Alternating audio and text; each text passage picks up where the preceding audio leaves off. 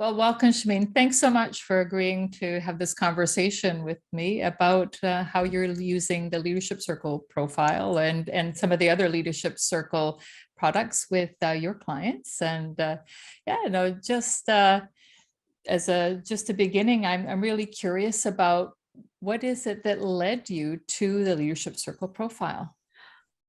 It's kind of I love that question. It's an interesting story to me anyway. I was led to the Leadership Circle purely by accident. Actually, I was trained as a coach through the Coaches Training Institute. I had left my corporate job. I actually worked in the government of Ontario for 15 years, and I had risen to a level of senior management, and then made this shift. And so I was starting to try to promote coaching as a practice and as a service. And I was having trouble connecting what I had learned through my coach training to the organizational context that I had just left. So when Leadership Circle became available here in Canada, I went to the very first certification. I almost didn't go because I had already gotten certified to use another 360 instrument. And I thought, well, I don't really need another one. But here's the funny thing. All of my friends were going, all of my coaching friends were going to this training, and I didn't want to be left out. So that's how I ended up there. It was completely by accident. I didn't read about it. I didn't learn about it. I didn't research it. I just thought I have to be there. If they're all going, it must be good. And I think I'm supposed to be there. And so off I went. Right. And so once you got there, what was the your decision or your reflection on your decision to do that? You know, it really had a profound impact on me. I was working to build my practice, and I had done a lot of volunteer work in the coaching community, actually. And I thought that I was a very strong leader. So part of going through the Leadership Circle profile certification is you do the 360 yourself. And so I asked all my colleagues, from all this work that I was doing to give me their feedback. And what I saw when I received the results was that I was not the kind of leader that I thought I was. In fact, I was significantly less impactful than I thought I was. And that was devastating to me when that happened. So it was so meaningful and so profound that I knew from that moment on that not only was this work I was going to do out there with others, it was work that I was going to need to do in here. And it became crystal clear in the first minute after opening my results, what that work was going to ask of me. Wow. Yeah.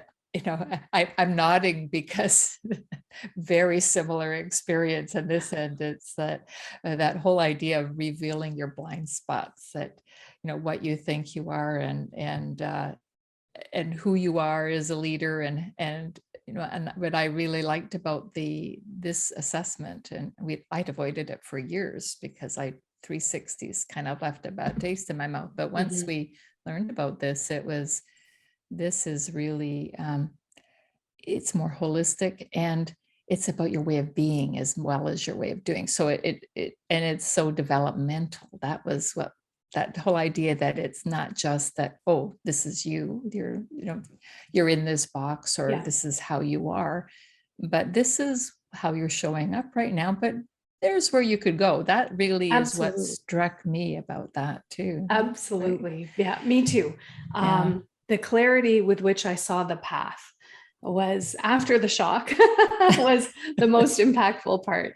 Is okay, this is what I'm going to need to do to move there, and this is what it's going to ask of me, and am I actually up for this? And the answer was clearly yes. Yeah. Wow. Yeah, cool. Yeah, that's a great story.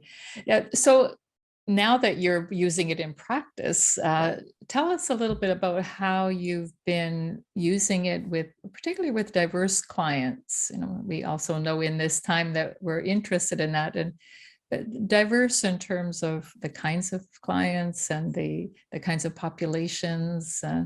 How is it working for you? Mhm. So I've been using this instrument now for about 13 years. Actually, I think this is my 14th year. And Yeah.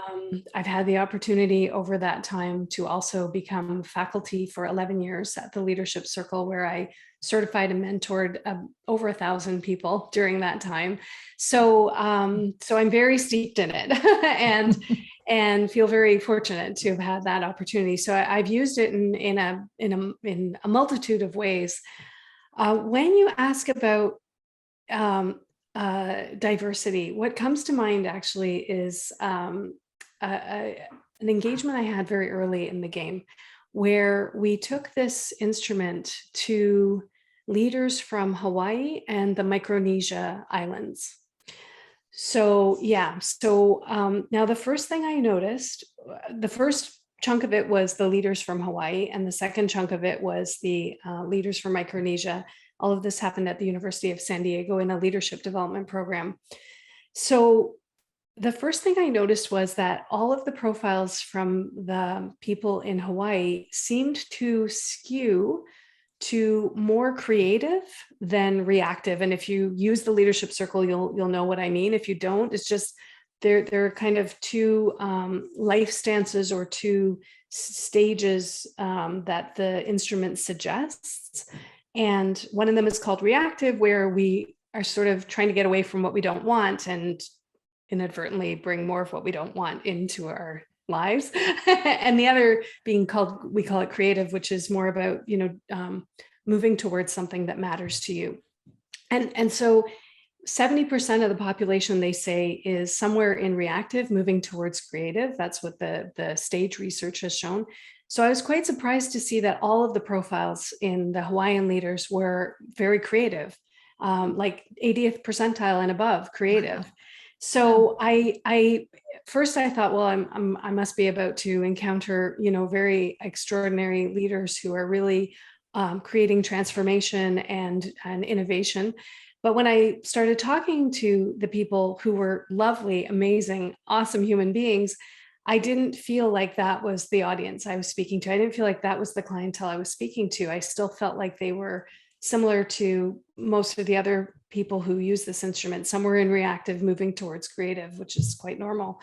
And so began to question, what is going on here? Maybe this has something to do with the culture. And I then moved on to work with the leaders from Micronesia a couple of weeks later. And they actually objected to the profile. They objected to the questions and to the framework, more to the framework than anything else. They said, you don't understand our context.